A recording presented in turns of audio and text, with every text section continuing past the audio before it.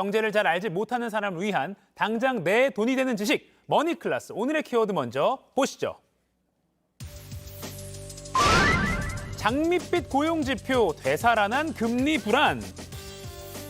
지난주 미국 연준이 금리 인상 폭을 줄이자 시장에선 곧 금리 인상 멈출 거다. 어쩌면 올해 안에 금리 내릴 수도 있다. 이런 기대가 커졌었죠.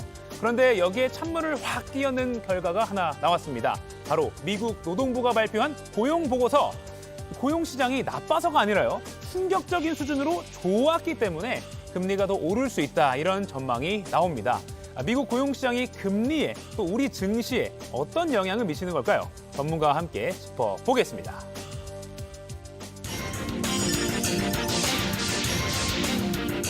경제 맥을 짚어주는 도사님, 정철진 경제평론가와 함께 오늘도 맥 한번 짚어보겠습니다. 안녕하세요. 네, 안녕하십니까.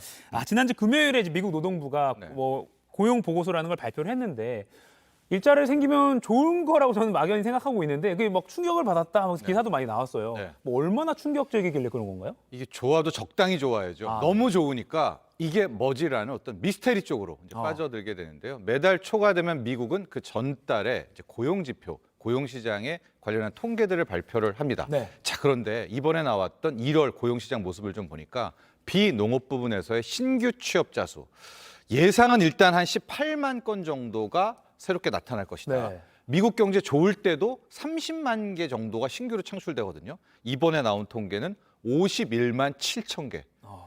예상치보다도 3배도 좋고 경기 부진이라는데, 경기 침체라는데 좋을 때보다도 더 좋게 나온 겁니다. 그리고 앞서 잠깐 실업률 통계가 나왔겠지만은 미국의 실업률은 4%대만 나와도 완전 고용이다. 너무 좋다 이렇게 얘기를 하는데요.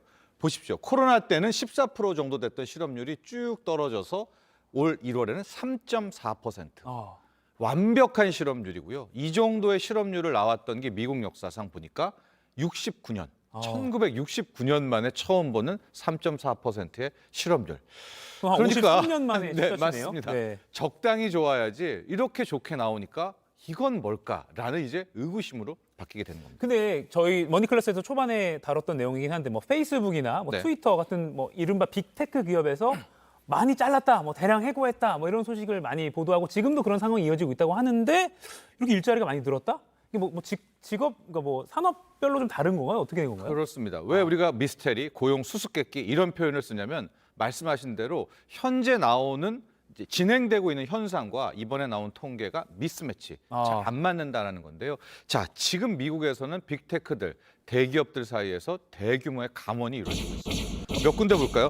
아마존이 18,000명, 구글 모회사죠. 알파벳이 12,000명, 네. 마이크로소프트, 델, 기타 등등을 해서 벌써 대기업들에서 7만 명, 8만 명 이상의 감원이 이루어졌거나 감원 계획을 발표하고 있거든요. 네. 그런데 이번에 나왔던 고용 통계, 노동시장은 너무나도 좋은. 이제 이건 왜 이러냐? 크게 한 3가지 정도를 이유를 꼽고 있습니다. 첫 번째는 시간차, 즉 이런 감원과 실제 현상이 반영되려면 한 2, 3개월은 걸린다. 그러니까 앞으로 2월, 3월에는 나빠질 거다라는 게 있고요. 두 번째 같은 경우에는 역시 코로나19입니다. 지금 이렇게 일자리 수가 급증한 부분들은 서비스업 쪽에 임시직이 많거든요.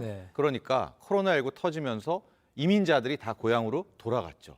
그러니까 이들이 일하는 쪽에 소위 말하는 이제 직업은 널려 있는 거예요. 그래서 원하는 대로 취업할 수가 있었다라는 이런 상황들. 세 번째는 계절적 조정입니다. 이번이 1월 통계잖아요. 이제 1월이 되면 노동인구 같은 통계도 새롭게 시작하고 기업들도 새롭게 개업하고 폐업하는 것들을 조정하기 때문에 이런 계절적 조정 때문에 이런 좀 통계에 오류가 나온 것이 아닌가 이런 시선들이 있는데 정답은 누구도 모릅니다. 한 3개월에서 6개월 지나봐야 정리가 될 수 있을 것 같아요. 그러니까 이번 지표가 일시적인 것인지 계속되는 추이인지는 좀 더 지켜봐야겠네요.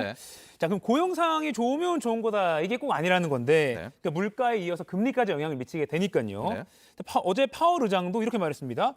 이렇게 고용과 물가가 예상보다 강하면 금리 더 올릴 수 있다. 이렇게 얘기했거든요. 바로 그 대목입니다. 우리가 왜 고용이 이렇게 좋았는데 떨고 이거 뭐야 하는 이유가요. 지금 가장 걱정하는 부분은 미국의 금리 인상, 긴축 정책의 강도와 속도잖아요. 근데 고용이 이렇게 좋아버리면 임금이라든가 근로소득이 계속 좋아지게 되겠죠. 그럼 이들은 돈을 더 쓰게 되겠죠.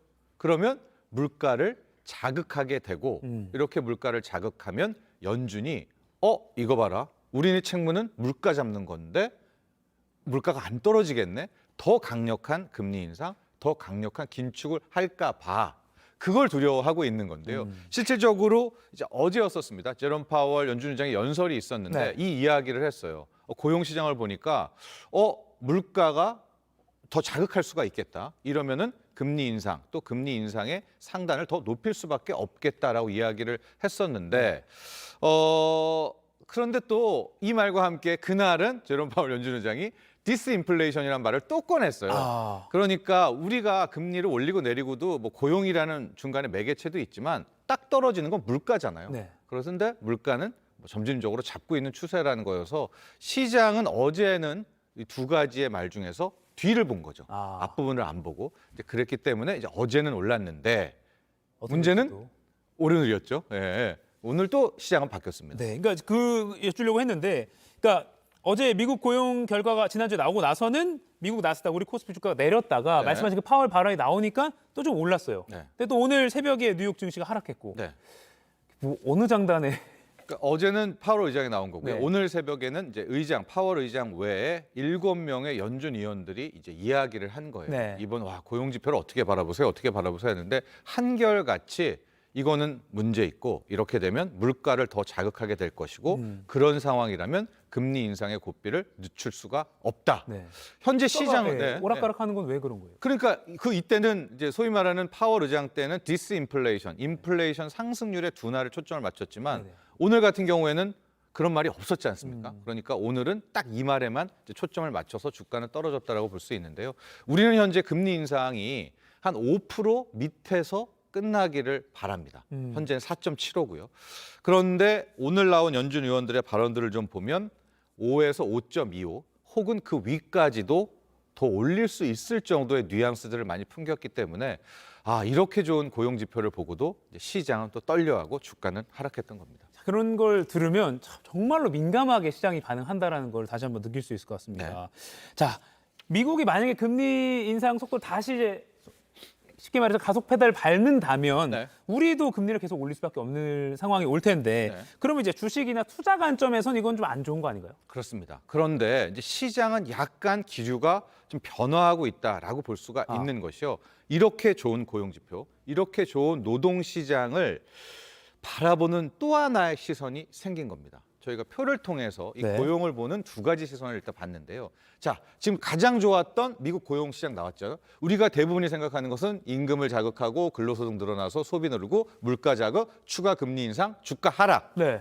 이제 이게 지금 정통이고 제 이것만 머릿속에도 이거 바라보고 있어요. 오늘 네. 새벽도 이거죠. 그런데 또 하나의 시선이 스물스물 나오고 있는 겁니다. 왜냐하면 고용이 좋다는 것은 아직까지 경기가 나쁘지 않다는 거 아니겠습니까? 그러면 경기가 연착륙이 될 수가 있고 경기 침체는 없고 물가 상승만 그리 크지 않다면 미국 경제 돌아갈 수가 있겠네라는 호재성으로도 바라보는 사람들이 나온 건데요.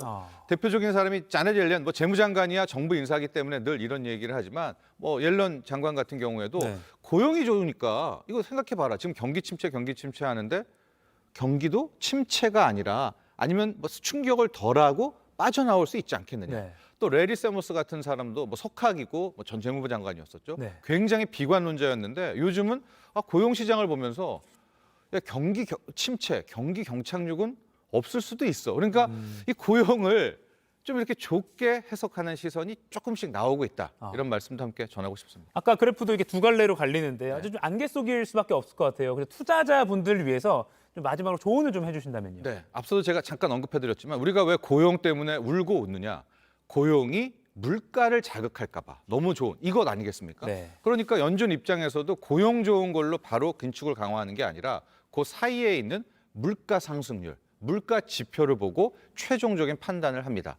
그런데 너무나도 다행이라고 할까요? 이 조바심 나는 우리에겐 좋은 게 다음 주 화요일 14일 날 미국의 1월 소비자 물가 상승률이 발표가 되거든요. 네. 그러니까 이 좋은 고용이 과연 물가를 자극했을까? 아니면 물가는 계속해서 떨어지고 있을까? 이것을 다음 주 화요일에는 이제 바로 우리가 확인이 될 수가 네. 있는 거예요. 그래서 주식 투자하시는 분들은 제가 앞서 이제 두 가지 시선 말씀드렸지 않습니까? 네. 그것들이 어느 쪽으로 갈까? 다음 주 화요일 1월 소비자 물가 상승률을 주목하시기 바랍니다. 1월 소비자. 그러니까 지금 안개 속이지만 다음 주 화요일 날 이정표가 하나 나오는군요. 네. 알겠습니다. 네. 지금까지 원익클래스 정철진 경제평론가 이야기 나눠봤습니다. 고맙습니다.